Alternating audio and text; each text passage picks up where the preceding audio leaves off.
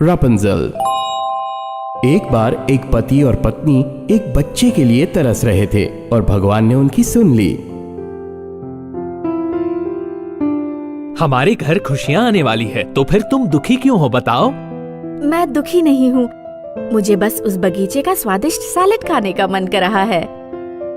अरे नहीं, तुम्हें पता है ना वो बगीचा एक खतरनाक डायन का है। पता है, पर मैं क्या करूँ, मेरा ध्यान उधर ही है, मुझे सैलेड खाना है। ओह प्लीज, तुम कुछ करो ना। पति अपनी पत्नी को ऐसे नहीं देख सकता था, तो आखिरकार उसने बगीचे में जाने की ठान ली। उस रात वो दीवार से कूद के बगीचे में घुस गया और कुछ सैलेड लेकर अपने घर को भागा। अगले दिन उसकी पत्नी फिर से उस बगीचे की ओर देख रही थी।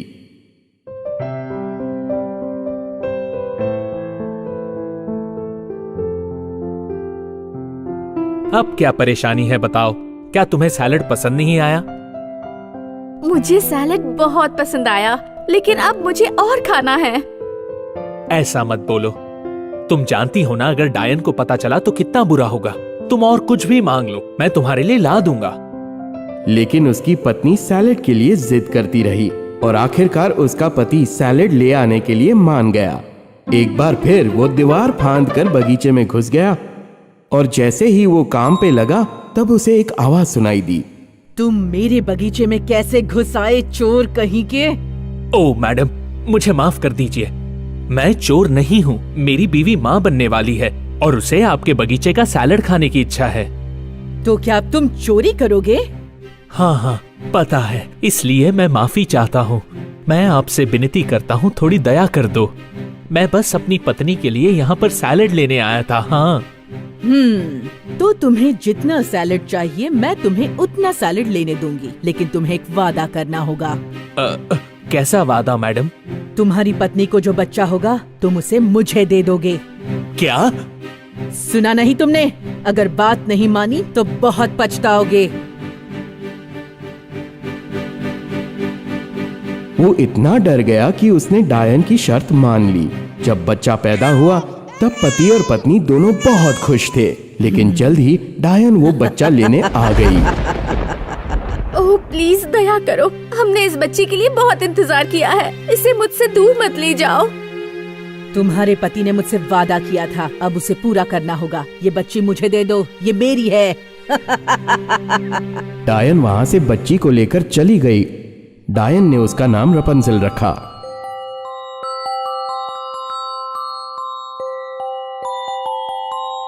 देखते ही देखते रापुंज़ल बहुत बड़ी हो गई और उसके लंबे सुनहरे बाल थे। अब डायन डरने लगी थी। रापुंज़ल अब जवान और खूबसूरत हो गई है, मुझे इसे अकेला नहीं छोड़ना चाहिए, वरना कोई भी इसे ले जा सकता है या फिर ये कहीं भाग सकती है। मुझे जल्द से जल्द कुछ करना होगा, मैं इसे मुझसे दूर नहीं होने दूंगी। डायन रापुंज़ल को जंगल के बीच में ले गई और उसे बड़ी इमारत में पूरी तरह बंद कर दिया था। ओह मम्मी, आप मुझे यहाँ बंद क्यों कर रही हैं? मैं यहाँ अकेले क्या करूँगी? तुम्हें चिंता करने की जरूरत नहीं, मैं यहाँ रोज आऊंगी और तुम्हारा पूरा ध्यान रखूंगी। लेकिन मम्मी, आप दरवाजा बंद कर रहे हैं तो आप ऊपर कैसे आएंगी?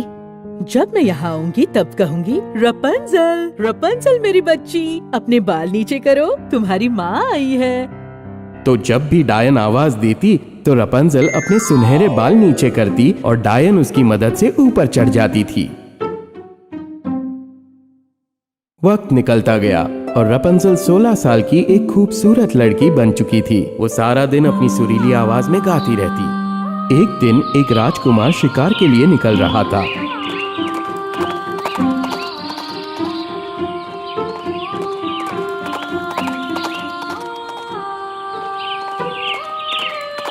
जैसे ही वो इमारत के नीचे से गुजरा तब रापुंज़ल की सुरीली आवाज सुनी।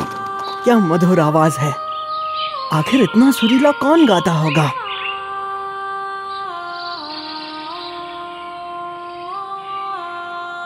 रापुंज़ल को डायन ने जिस इमारत में कैद करके रखा था, राजकुमार उस इमारत में अंदर जाने का रास्ता ढूंढता रहा।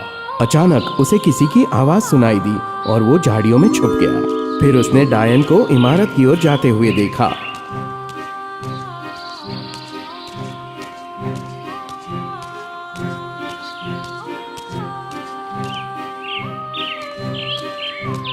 डायन ऊपर देखकर चिल्लाने लगी। रपंजल, रपंजल मेरी बच्ची, अपने बाल नीचे करो, तुम्हारी माँ आई है। जैसे ही सुनहरे बाल नीचे आए, राजकुमार की आंखों के सामने डायन उसे पकड़कर ऊपर चढ़ने लगी। आहा, तो ऊपर जाने का रास्ता यहाँ से है। राजकुमार नीचे ही रुका रहा जब तक डायन वापस नहीं आई। जैसे ही वो गई, उसने चारों ओर देखा कि आसपास कोई है तो नहीं, और आवाज बदलकर चिल्लाने लगा। रपुंजल, रपुंजल मेरी बच्ची, अपने बाल नीचे करो, तुम्हारी माँ आई है।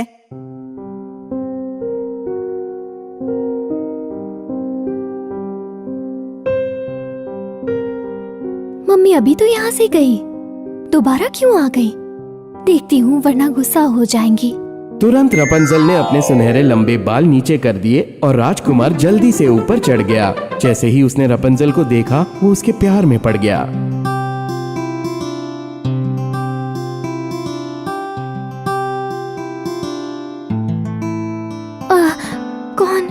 कौन हो तुम?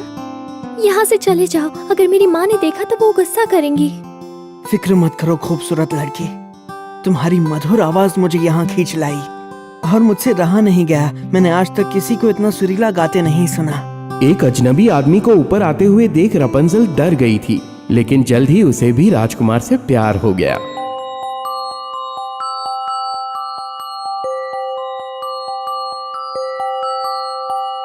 क्या तुम मुझे बताओगी, तुम्हारी माँ ने तुम्हें यहाँ क्यों कैद कर रखा है? मेरी माँ नहीं चाहती कि मैं किसी से मिलूं या घूमूं फिरूं। तुम यहाँ आए, मुझे बहुत अच्छा लगा। वक्त निकलता गया और राजकुमार रपंजल से रोज रोज मिलने लगा और दोनों के बीच प्यार बढ़ गया। राजकुमार अब रपंजल से शादी करना चाहता था, लेकिन वो रपंजल को बाहर कैसे निकालता? मेरी प्यारी रपंजल, मैं अब तुम्हारा और इंतजार नहीं कर सकता। तुम्हारी माँ के आने पर क्या मैं उनसे तुम्हारा हाथ मांग लूं? ओह नहीं नहीं, ऐसा कभी मत करना। अगर मेरी माँ को हमारे बारे में पता चला तो वो मुझे छोड़ेंगी नहीं। वादा करो तुम मेरी माँ से कभी नहीं मिलोगे। अच्छा अच्छा ठीक है, तुम्हारी माँ को पता नहीं चलेगा और फिक्र मत करो, मैं तुम्हें यहाँ से जल्द ही निकाल लूंगा। लेकिन एक दिन जब डायन रपंजल से मिलने आई तो उससे बहुत बड़ी गलती हो गई। रपंजल, रपंजल मेरी बच्ची, अपने बाल नीचे करो, तुम्हारी माँ आई है।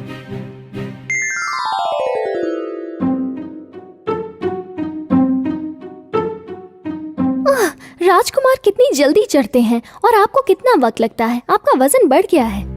कौन सा राजकुमार?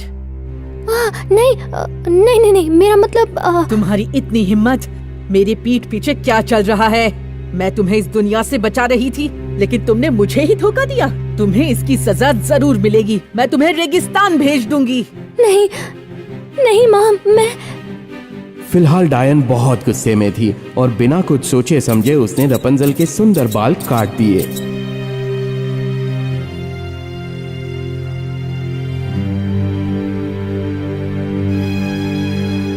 और फिर वही राजकुमार के आने का इंतजार करती रही।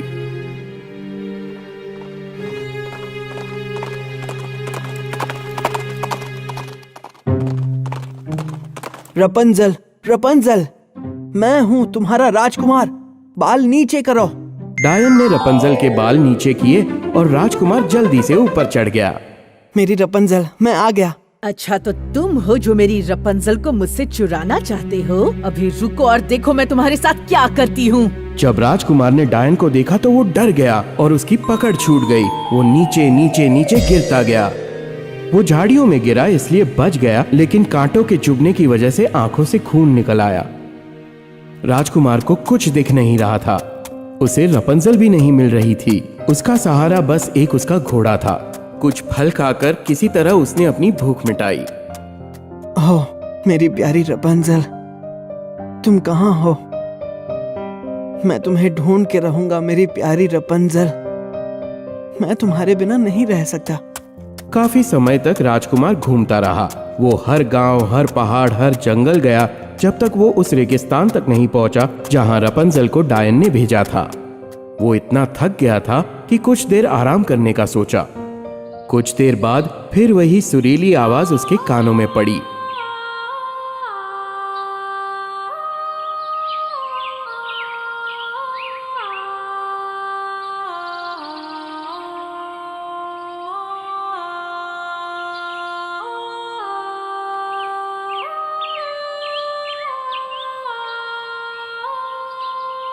रपंजल, रपंजल। ओह, ये मधुर आवाज सिर्फ और सिर्फ मेरी रपंजल की हो सकती है। मुझे लगता है वो यहीं कहीं है। राजकुमार उस बंजर रेगिस्तान में आवाज के पीछे पीछे जाता गया। वो इतना कमजोर हो चुका था कि वो रपंजल को आवाज भी नहीं दे पा रहा था। लेकिन रपंजल ने थोड़ी दूर से ही अपने राजकुमार को पहचान लिया। उसे बिल्कुल विश्वास नहीं हुआ। वो राजकुमार के पास भागी और राजकुमार उसके कंधे पर गिर गया।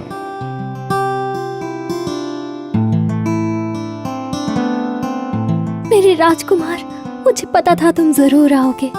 ओह, मैं कितनी लकी हूँ। मैं बहुत खुश हूँ। रपंजल की आंखों से खुशी के आंसू निकल रहे थे। तभी एक चमत्कार हुआ। जैसे ही रपंजल के आंसू राजकुमार की आंखों पर गिरे, उसकी आंखें ठीक हो गई। मेरी रपंजल, मेरी प्यारी रपंजल, अब तुम्हें फिक्र करने की कोई जरूरत नहीं है। अब मैं तुम्हारे साथ हूँ। मेरी प्यारी रपंजल, तुम्हारी सारी मुश्किलें अब से खत्म। तुम्हारी माँ तुम्हें कभी नहीं ढूंढ पाएगी। मुझे विश्वास नहीं हो रहा कि हम साथ हैं। क्या ये एक सपना है? नहीं रपंजल, ये कोई सपना नहीं है। तुम अब मेरे साथ हो और मैं हमेशा तुम्हारी रक्षा करूंगा। तो इस तरह राजकुमार रपंजल को अपने घोड़े पे बिठाकर अपने राजमहल की ओर निकल पड़ा। महाराजा और महारानी अपने बेटे को देखकर बहुत खुश हुए और उन्होंने रपंजल को भी अपना लिया। वहां दावत, खाना पीना और नाचना गाना हुआ। चारों ओर खुशी का माहौल था। राजकुमार ने ईमानदारी से राज्य को संभाला और दोनों हमेशा साथ साथ रहे।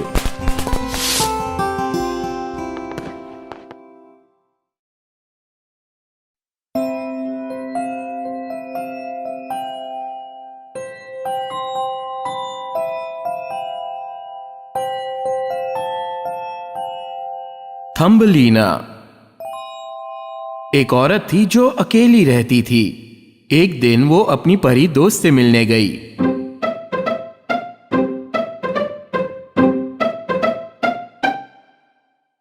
कैसी हो?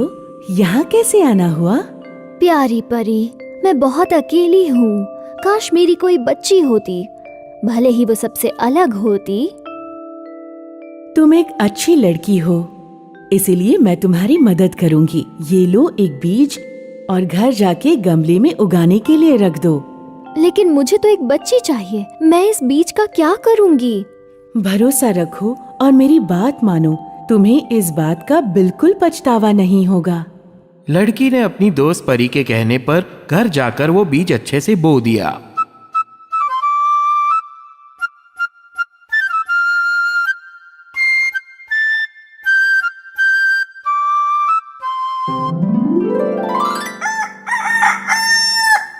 अगले दिन उसने देखा कि बीज अब एक फूल बन चुका था। वो बहुत ही सुंदर फूल था और उसकी पंखुड़ियां एकदम बंद थी। ये कितना सुंदर है। मैंने ऐसा फूल आज तक कभी नहीं देखा। लड़की ने फूल को बड़ी नजाकत से चूमा। अचानक पंखुड़ियां खुली और उसके अंदर बैठी थी एक नन्ही सी लड़की। ओह, क्या बात है! कितनी नाजुक और सुंदर है। मैं इसे थम्बलीना बुलाऊंगी और मुझे अपनी परी दोस्त को इसके लिए शुक्रिया कहना होगा। औरत ने उस छोटी सी लड़की को बड़े प्यार से उठाया।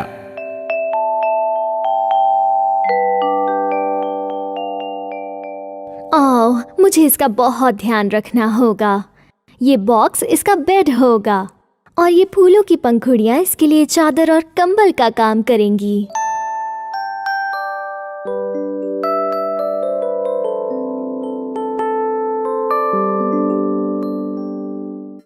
औरत ने थम्बलीना को एक पंखुड़ी प्लेट पर रखकर उस पे बिठा दिया। थम्बलीना कितनी खुश थी। वो अपनी दुनिया में मग्न थी और मधुर सी आवाज में गाना गाने लगी।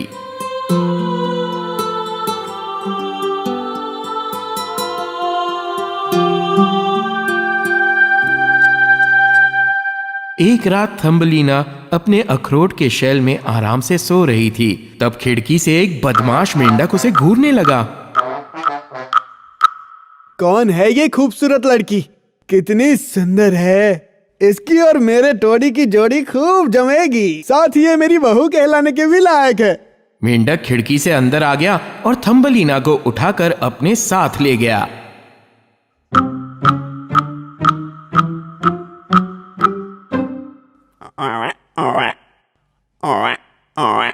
ओ पापा, आप कहाँ थे? मुझे भूख लगी थी। मेंढक की आवाज से थम्बलीना जाग गई। अपने आसपास फ्रॉग और टोड को देखकर वो बहुत डर गई। तुम्हें हर बार भूख कैसे लग जाती है? देखो मैं तुम्हारे लिए क्या लाया हूँ। क्या तुम इस सुंदर लड़की से शादी करोगे? हाँ हाँ, मैं जानता हूँ तुम तैयार हो। अब हमें एक छोटा सा कमरा बनवाना होगा ताकि तुम इससे शादी करने के बाद वहाँ पर इसके साथ रह सको। फ्रॉग ने थम्बलीना को तालाब के बीचों बीच एक पत्ते पर खड़ा कर दिया। थम्बलीना रोने लगी और जोर जोर से चिल्लाने लगी। वो होश में आ गई, वो होश में आ गई। अब मेरी शादी होगी। शादी इतने गंदे फ्रॉग से? नहीं, इसकी आंखें कभी भी बाहर आ सकती हैं। तुम्हारी इतनी हिम्मत! तुम मेरे बेटे से शादी करोगी और एक अच्छी पत्नी बन के दिखाओगी। मैं तुम्हें यहाँ से कहीं नहीं जाने दूंगा, समझ गई? फ्रॉग ने थम्बलीना को तालाब के बीचों बीच एक पत्ते पर खड़ा कर दिया। थम्बलीना रोने लगी और जोर जोर से चिल्लाने लगी।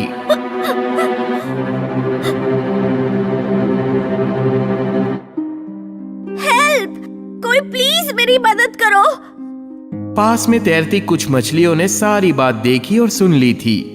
मैं उस छोटी सी बच्ची को रोते हुए नहीं देख सकता। वो बदमाश फ्रॉग इसकी जिंदगी बर्बाद कर देगा। दोस्तों, हमें उस फ्रॉग और उसके बदसूरत बेटे को ये करने से रोकना होगा। आओ, फिलहाल के लिए उस बच्ची को फूल से आजाद कराएं।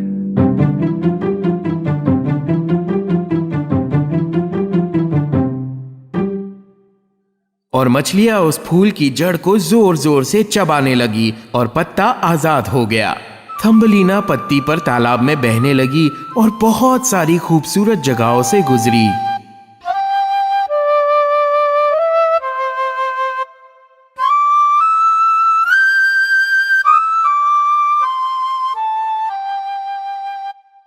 पर फिर एक बड़े कीड़े ने उसे देखा और उसे उठाकर अपने साथ पेड़ पर ले गया। वो बहुत खुश था और उसने अपने सारे दोस्तों को थम्बलीना से मिलाया।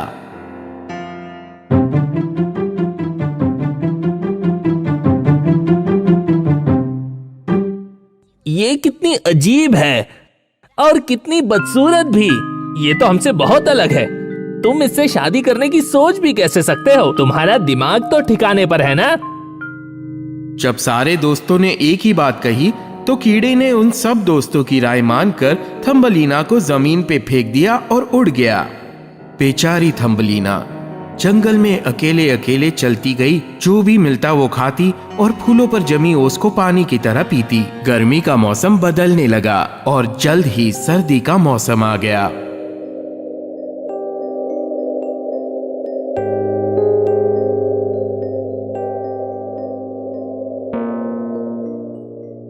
कितनी ज्यादा ठंड है। मुझे रुकने के लिए जगह ढूंढनी होगी वरना मैं मर सकती हूँ।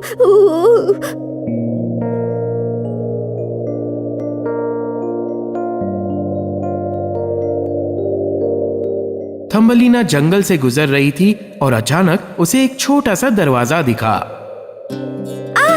ये शायद एक चूहे का घर है। उम्मीद करती हूँ चूहा थोड़ा दयालु हो और मुझे कुछ खाने के लिए दे दे और थोड़ी देर रुकने दे। थम्बलीना ने दरवाजा खटखटाया और अगले ही पल दरवाजा एक चूहे ने खोला। मुझे बहुत भूख लगी है, क्या मुझे कुछ खाने के लिए दे सकते हैं?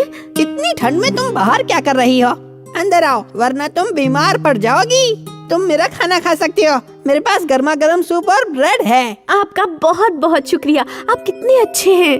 और दयालु चूहे का परोसा खाना खाने के बाद थम्बलीना थक कर चूर हो चुकी थी और आराम करना चाहती थी। आपका घर बहुत आरामदायक है। क्या मैं आज की रात रुक सकती हूँ? जंगल में पूरे दिन चल चल के मैं बहुत थक गई हूँ। हाँ, अगर तुम्हें कहीं और नहीं जाना तो तुम यहाँ रुक सकती हो। और अगर तुम मेरे घर को साफ करोगी तो तुम पूरे ठंड के मौसम यहाँ रुक सकती हो। बोलो, मंजूर है? हाँ हाँ, मुझे मंजूर है।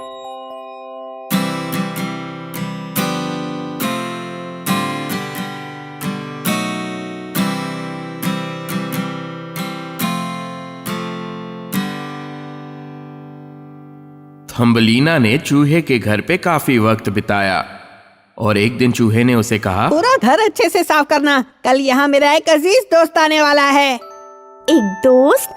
क्या वो भी चूहा है? नहीं नहीं, मेरा वो दोस्त चूहा नहीं है, वो तो बहुत अमीर है, उसका घर भी काफी बड़ा है। मेरे पास एक बढ़िया आइडिया है। अगर तुम मेरे दोस्त को गाने और कुछ कहानियाँ सुनाओगी तो वो शायद तुमसे शादी कर ले। हालांकि वो अंधा है, लेकिन वो तुम्हारा अच्छे से ख्याल रखेगा और तुम खुश रहोगी। जब मोल चूहे के घर आया तो उसे थम्बलीना की आवाज से प्यार हो गया और वो उससे शादी करना चाहता था। आज मैं बहुत खुश हूँ, तुम दोनों साथ में अच्छे लगोगे। चलो गर्मी में शादी रखते हैं और तैयारी शुरू करते हैं। जब मोल चूहे के घर से निकल रहा था तब रास्ते में पड़े एक स्पैरो को उसने लात मारी। उस बेचारे को क्यों मार रहे हो? तुम्हें दिखता नहीं उसे चोट लगी है? इतना गंदा स्पैरो यहाँ कैसे आ गया? ये बस हर जगह गंदगी फैलाते रहते हैं और इनका तो कोई घर भी नहीं होता। इस स्पैरो को मैं नहीं छोड़ूंगा। मोल के ऐसे व्यवहार को देखकर थम्बलीना डर गई। कोई इतना क्रूर कैसे हो सकता है? ओ प्यारी स्पैरो, मैं तुम्हारी देखभाल करूंगी। चूहा काफी गुस्सा हुआ, पर थम्बलीना ने स्पैरो का खूब ख्याल रखा और उसे बिल्कुल ठीक कर दिया। जैसे जैसे शादी का दिन नजदीक आता गया, उस मोल से शादी करने से अच्छा मैं मर जाऊंगी। वो बदसूरत और बेवकूफ ही नहीं बल्कि घमंडी भी है और मैं पूरी जिंदगी एक होल में नहीं बिता सकती। मैं खुले में रहना चाहती हूँ जहाँ ठंडी और साफ हवा हो, फूल और पंछियों के बिल्कुल बीच में। मुझे इस जगह से तुरंत निकलना होगा। अचानक थम्बलीना को एक आवाज सुनाई दी। जब उसने ऊपर देखा तो वही स्पैरो था। तुम वाकई एक बहुत प्यारी बच्ची हो और वो मोल तुम्हारे लायक नहीं है। ठंड शुरू होने वाली है और मैं एक गर्म जगह पर जा रही हूँ। क्यों न तुम मेरी पीठ पर बैठ के मेरे साथ चलो? मैं तुम्हें चूहे और मोल से काफी दूर ले जाऊंगी। आपका बहुत बहुत शुक्रिया। मुझे यहाँ से कैसे भी निकलना है। और थम्बलीना स्पैरो की बैक पर बैठ गई और दोनों इतना दूर उड़े कि वो ऐसी जगह पहुँचे जो बहुत खूबसूरत थी। ये कितनी सुंदर जगह है। स्पैरो ने थम्बलीना को एक बड़े से फूल की पंखुड़ी पे लिटा दिया। इतनी दूर सफर करने के बाद थम्बलीना थक गई थी और तुरंत सो गई और स्पैरो थम्बलीना के ऊपर पेड़ पर बैठ गया। थोड़ी देर बाद वो एक मधुर सी आवाज सुनकर जाग गई। इतनी सुंदर लड़की कौन है? मैंने इसे पहले कभी नहीं देखा है। एक अजनबी को देखकर थम्बलीना डर गई। अरे अरे डरो मत, मैं फूलों का राजा हूँ। मैंने तुम्हारी जितनी खूबसूरत लड़की कभी नहीं देखी। क्या तुम मेरी राजकुमारी बनोगी? उसी वक्त थम्बलीना का दोस्त स्पैरो उड़कर नीचे आया। थम्बलीना, थम्बलीना, ये फूलों के राजा हैं। ये बहुत ही दयालु और नेक दिल हैं और सब इनकी बहुत इज्जत करते हैं। तो सुंदर लड़की, तुम्हारा क्या कहना है? क्या तुम मुझसे शादी करोगी? राजा बहुत ही नेक दिल और सुंदर था। थम्बलीना उसे मना नहीं कर पाई और थम्बलीना ने राजा से शादी की और फूलों की रानी बनकर हमेशा खुश रही।